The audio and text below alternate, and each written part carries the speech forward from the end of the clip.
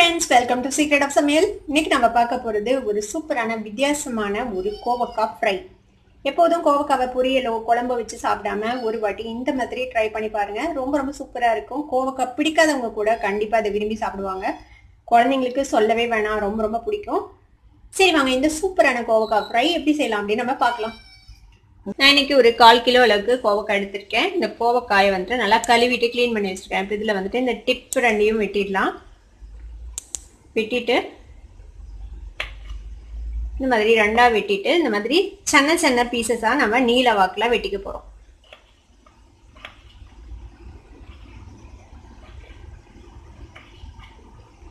இது மாதிரி நல்லா சன்னமா வெட்டிக்கோங்க. பாருங்க எவ்வளவு சின்னமா இருக்கு. இந்த மாதிரி சின்ன பீசஸா நம்ம வெட்டிக்கலாம் எல்லாத்தையும்.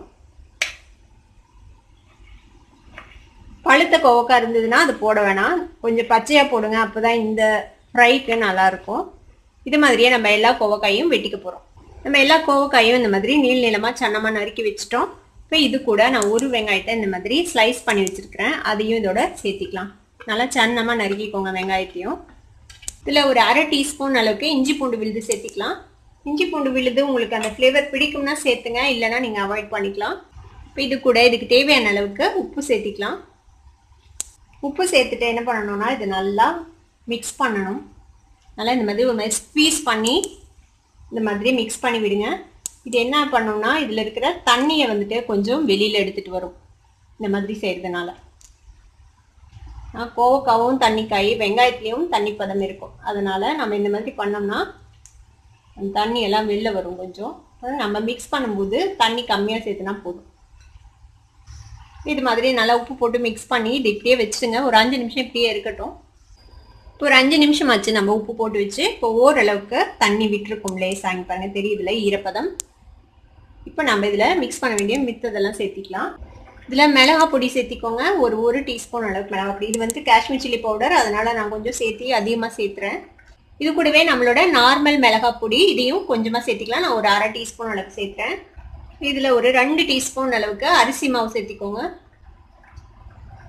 கூடவே நல்லா மொறுமொறுன்னு வரதுக்காக கொஞ்சமா சோள மாவு கார்ன்ஃப்ளவர் கொஞ்சம் சேர்த்திக்கலாம். ஒரு 2 டீஸ்பூன் அளவுக்கு கார்ன்ஃப்ளவர். இது கூட ஒரு டேபிள் ஸ்பூன் அளவுக்கு கடலை மாவு சேர்த்திக்கோங்க.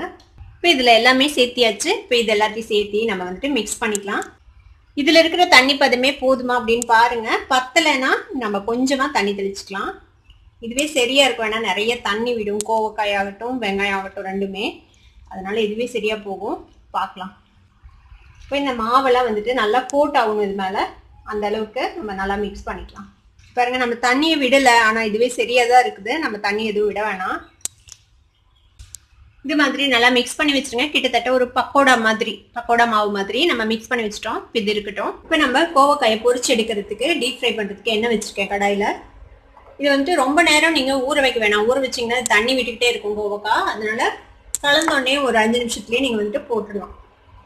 இப்போ எண்ணெய் நல்லா சூடாயிடுச்சு. இப்போ இதுல வந்துட்டு நம்ம பக்கோடா போடுற மாதிரி அப்படியே உதுத்து விட்டு போடுங்க. இதை முடிஞ்ச அளவுக்கு தனித்தனியா விழற மாதிரி போடுங்க.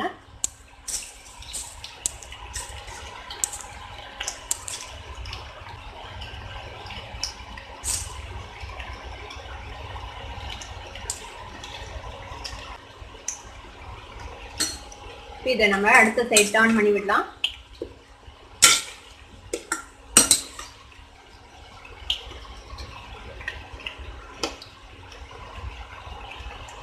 நல்லா கிறிஸ்பியா பொன்னிறமா வர வரைக்கும் பொரிச்சு எடுத்துக்கோங்க. சீக்கிரமே ஃப்ரை ஆயிடும், ஏன்னா நம்ம நல்லா சன்னமா தானே போட்டிருக்கோம், அதனால சீக்கிரமே ஃப்ரை ஆயிடும். பாருங்க நல்லா ஃப்ரை ஆயிடுச்சு. இதை நம்ம எடுத்துடலாம். எடுத்து இந்த மாதிரி ஒரு டிஷ்யூ பேப்பர்ல போட்டுருங்க. பாருங்க சூப்பரா நம்மளோட கோவக்காய் ஃப்ரை ரெடி ஆயிடுச்சு. இது இந்த மாதிரி பொரிச்சோன்னையும் சுட நீங்க பரிமாறுங்க, அப்பதான் நல்லா கிறிஸ்பியா இருக்கும். கொஞ்ச நேரம் ஆச்சுன்னா இது ஒரு மாதிரி சாகியா ஆயிடும், அதனால நல்லா சுட இருக்கும்போது இதை வந்துட்டு சர்வ் பண்ணிடுங்க. இதை வந்துட்டு ஒரு ஸ்நாக் மாதிரி நீங்க சர்வ் பண்ணலாம், இல்ல வந்துட்டு ஏதாவது வெரைட்டி ரைஸ் கூட வைக்கலாம். சாம்பார் சாதம், ரசம் சாதம், தயிர் சாதம் கூட தொட்டு சாப்பிட்றதுக்கு கூட இது ரொம்பவே சூப்பரா இருக்கும். பாருங்க எவ்வளவு கிறிஸ்பியா இருக்கு, சத்தம் கேக்குது பாருங்க, நல்லா கிறிஸ்பியா வந்திருக்கு. நம்மளோட சூப்பர் கிறிஸ்பி கோவக்காய் ஃப்ரை இப்போ ரெடி ஆயிடுச்சு. இதை நீங்களும் ட்ரை பண்ணி பாருங்க. ட்ரை பண்ணி பார்த்துட்டு எப்படி இருந்தது அப்படின்னு கமெண்ட்ஸ்ல ஃபீட்பேக் கொடுங்க. இந்த வீடியோ உங்களுக்கு பிடிச்சிருந்ததுன்னா சப்ஸ்கிரைப் பண்ணுங்க, பக்கத்துல இருக்க பெல் ஐக்கானை கிளிக் பண்ணுங்க. அப்பதான் என்னோட நோட்டிபிகேஷன்ஸ் உடனே உங்களுக்கு வந்து சேரும். லைக் பண்ணுங்க, ஷேர் பண்ணுங்க. தேங்க்யூ ஃபார் வாட்சிங் வீடியோ. Bye bye.